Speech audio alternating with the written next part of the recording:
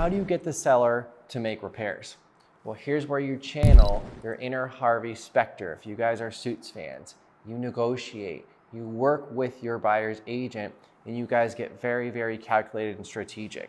Now, this doesn't mean just guessing on repairs or sending in a document, right? This means putting a plan of action together.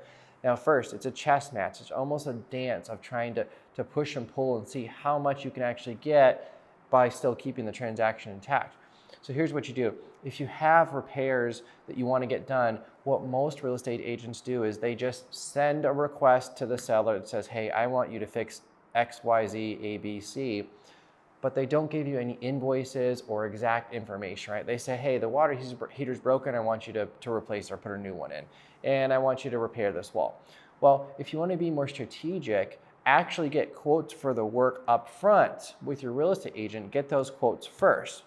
Now, when you send that in as a negotiation tactic, send it in aggressively and send it in a way that makes sense for the seller, saying, hey, we love your house. We're excited to buy it.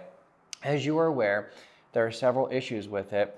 Now, as long as we can get these taken care of, here's the good news is we're still willing to close on time as long as you guys can make these repairs. Now, you want to remind the seller, you want to make sure your buyer's agent reminds the seller that now that we've uncovered these issues in their house, the seller now has to disclose these issues to any future buyer. So see, there's all these little dances and techniques that you need to do when negotiating repairs, but the golden rule is, first of all, get quotes and detailed invoices to give to the seller.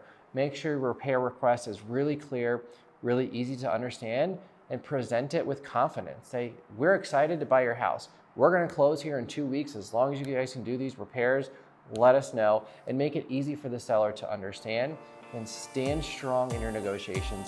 That's how you get the job done.